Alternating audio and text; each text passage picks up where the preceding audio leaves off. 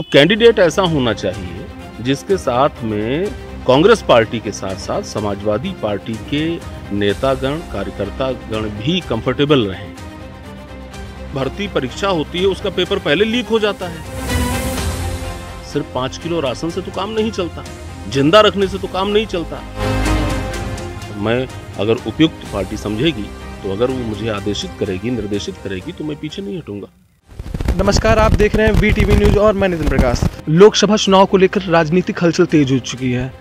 हमारे साथ बात करने के लिए उत्कर्ष अवस्थी जी मौजूद हैं। मिनिस जानते हैं, आपको पहले बता दें, सपा और कांग्रेस का गठबंधन हो चुका है, जिसको लेकर कांग्रेस को कुल 17 सीटें मिली हैं। और बता दें आपको, जो सीतापुर की सीट है वह कांग्रेस के खाते में गई है। हम उत्कर्ष अवस्थी जी से ही जानते हैं कि लोकसभा का जो चुनाव है उसको लेकर क्या है, राजनीतिक हलचल तेज हो गई है। हम इन्हीं से बात करते हैं।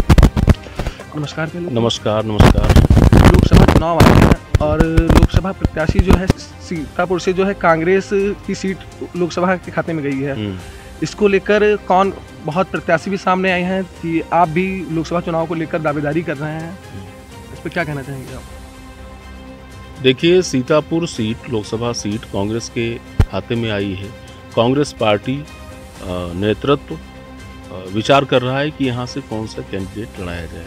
जहाँ तक मेरी बात है तो नेतृत्व के ऊपर ये निर्भर है कि अभी तो बहुत सारी स्टेप्स हैं कि पहले तो हर तरह से ये मंथन होगा कि कौन यहाँ पे प्रत्याशी ऐसा बनाया जाए जो जिसकी स्वीकारोक्ति हो। ये जो सीट है ये गठबंधन की सीट है, तो कैंडिडेट ऐसा होना चाहिए जिसके साथ में कांग्रेस पार्टी के साथ साथ समाजवादी पार्टी के नेतागण कार्यकर्तागण भी कंफर्टेबल रहें।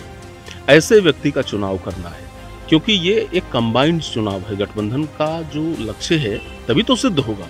तो पार्टी नेतृत्व ऐसे व्यक्तित्व पे विचार कर रहा है कि कौन ऐसा व्यक्ति है जिसके साथ में कांग्रेस और समाजवादी पार्टी दोनों ही सहज रह सकेंगी और पूरी ताकत के साथ चुनाव लड़ा जाए। मेरा जो अपना मत है वो ये है कि स्थानीय और काडर, पार्टी काडर स्थानीय हो, ऐसे व्यक्ति को चुनाव लड़वाया जाना चाहिए, मौका मिलना चाहिए। नेतृत्व से लगातार बात हो रही है, मंथन हो रहा है और जल्द ही सकारात्मक परिणाम सामने आएंगे।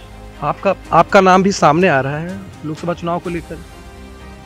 पार्टी को अगर ये लगेगा कि मैं चुनाव लड़ सकता हूं और मैं अगर उपयुक्त पार्टी समझेगी तो अगर वो मुझे आदेशित करेगी, निर्देशित करेगी तो मैं पीछे नहीं हटूंगा, मैं लड़ूंगा। सीतापुर से और पार्टी जिस भी कैंडिडेट को तय कर देगी उसको पूरी ताकत के साथ संगठन चुनाव लड़वाएगा। ये निर्णय पार्टी नेतृत्व का है, शीर्ष नेतृत्व का है।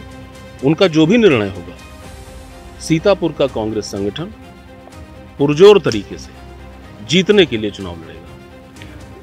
जो है भारतीय जनता पार्टी से राजेश वर्मा जो हैं वो 4 बार के सांसद सीतापुर से रह चुके हैं। क्या आपको लगता है अगर कांग्रेस पार्टी को टिकट देती किसी कार्यकर्ता को तो क्या कांग्रेस निकाल पाएगी सीट? उनके सामने टिक पाएंगे कि नहीं टिक पाएंगे? देखिए, 4 बार के MP ये शब्द आपने इस्तेमाल किया है। देखिए, है क्या कि कोई भी व्यक्ति जब विधायी राजनीति में जाता है तो उसके तमाम डूज डोंट्स होते हैं। तो व्यक्ति, जो जनता है, जो वोटर है, वो जानता है कि व्यक्ति की अच्छाइयां क्या हैं, व्यक्ति की बुराइयां क्या हैं। तो कुछ छुपा तो है नहीं। और भारतीय जनता पार्टी ने अभी तक जो भी कुछ किया है विगत दिनों में, वो भी कुछ नहीं छुपा है। समाज में दलितों के लिए, शोषितों के लिए, वंचितों के लिए सिर्फ 5 किलो राशन से तो काम नहीं चलता, जिंदा रखने से तो काम नहीं चलता। उनका जीवन स्तर कैसे बेहतर हो, इस दिशा में क्या प्रयास हुए, तो ये बात वोटर को पता है और वोटर सब जान रहा है। निर्णय होगा इस बार और सकारात्मक निर्णय होगा। ऐसे लोग जिन्होंने इस समाज को मूर्ख बनाने की, मूर्ख समझ लिया कि नहीं 5 किलो का राशन दे दो और बस इनका वोट ले लो और 5 साल सत्ता की मलाई खाओ, ऐसे लोग बेनकाब हो चुके हैं। उनको जनता जान चुकी है और इस चुनाव में वो जवाब देने जा रही है। अगर आपका नाम सामने आ रहा है, अगर आपको पार्टी टिकट देती है तो क्या मुद्दे रहेंगे चुनाव को लेकर? नहीं, पार्टी, देखिए यहाँ पर कौन चुनाव लड़ेगा ये महत्वपूर्ण नहीं है, महत्वपूर्ण ये है कि कांग्रेस पार्टी चुनाव लड़ेगी। और जो मुद्दा मैंने बताया, सीतापुर के तमाम अनेकों स्थानीय मुद्दे हैं, राष्ट्रीय मुद्दे हैं, इन दोनों का एक कॉम्बिनेशन रहेगा कि आज गन्ना किसानों को भुगतान नहीं हो पा रहा है, सीतापुर ट्रामा सेंटर नहीं बन पा रहा है, अनेकों लोगों की मौत हो जाती है उस समय को पार करने में कि मेडिकल कॉलेज वो पहुंचते हैं और 2 से ढाई घंटा लगता है वहाँ पे एडमिट होना, यहाँ से जाना और वहाँ पे एडमिट होना।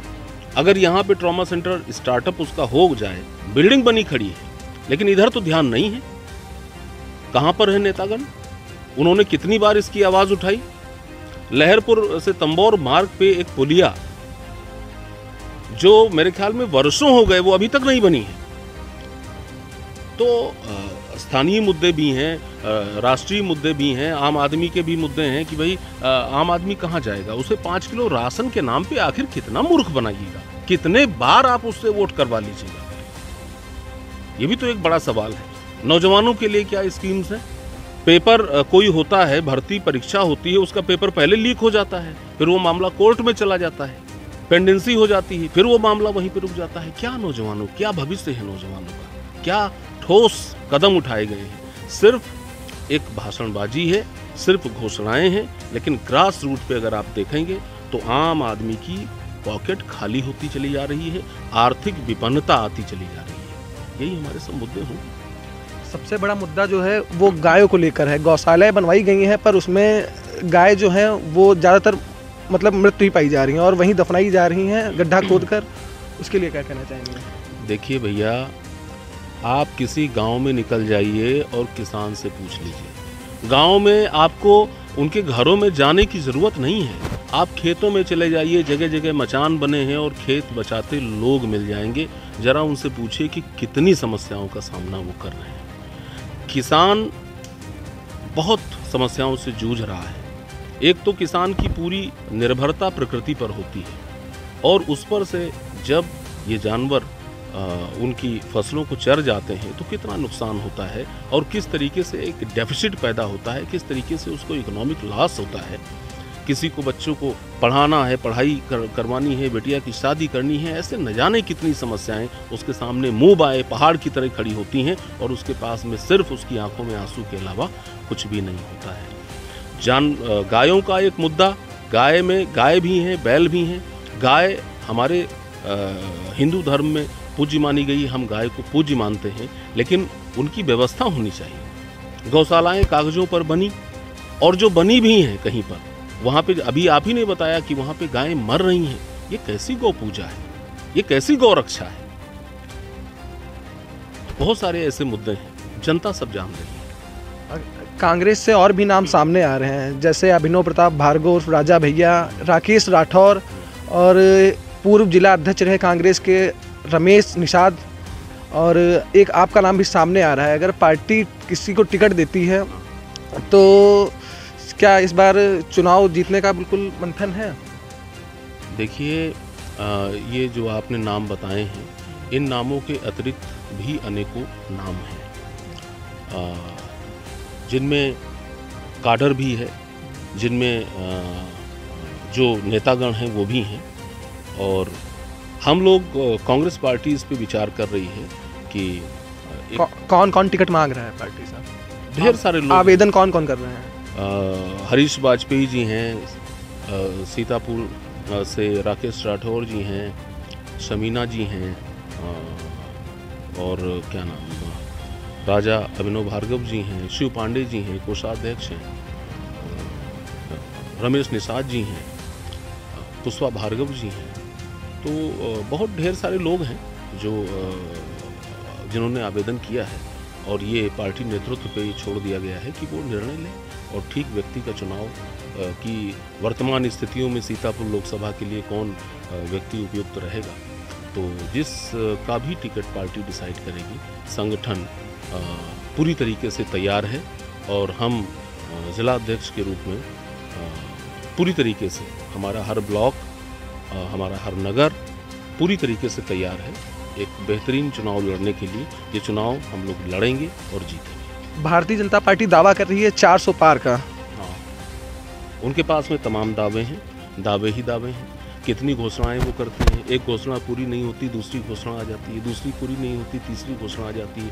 कभी आपने समीक्षा देखी, कभी आपने प्रधानमंत्री जी का कोई प्रेस कॉन्फ्रेंस देखी, कभी आज तक आपने देखा कि किसी मीडिया पर्सन ने उनसे कोई सवाल किया हो? प्रेस कॉन्फ्रेंस वो करते नहीं हैं, मीडिया के सामने आते नहीं हैं। एक तरफा संवाद है। जो चैनल बैठे हैं बड़े बड़े, उनके जो एंकर्स हैं वो तय करते हैं, बीजेपी की आईटी सेल तय करती है कि आज जनता को क्या परोसा जाएगा, और उस तरीके की खबरें वहाँ पे प्लांट होती हैं। क्या उन चीज़ों को दिखाया जा रहा है?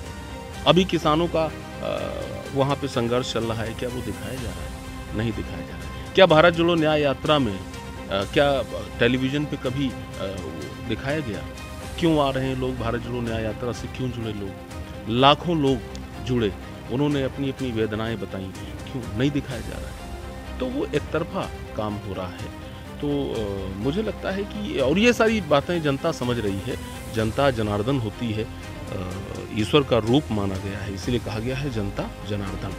अच्छा, पहले भी कई पार्टियों के गठबंधन हुए हैं, जैसे इस बार कांग्रेस और सपा का गठबंधन हुआ है, क्या लगता है इस पर आपको? नहीं, मुझे लगता है कब तक चल पाएगा गठबंधन? हम इलेक्शन लड़ने जा रहे हैं, और गठबंधन जब कभी होता है तो समान विचार, और समान विचार जिस वैचारिकी पे ये गठबंधन हुआ है वो ये है कि बाबा साहब भीमराव अंबेडकर जी द्वारा ये जो संविधान बनाया गया, उस संविधान को किस तरीके से सुरक्षित रखा जाए, किस तरीके से ये लोकतंत्र सुरक्षित रहे। ये एक कॉमन विचार है कांग्रेस पार्टी और समाजवादी पार्टी के बीच में, और यही इस गठबंधन का मौलिक आधार है।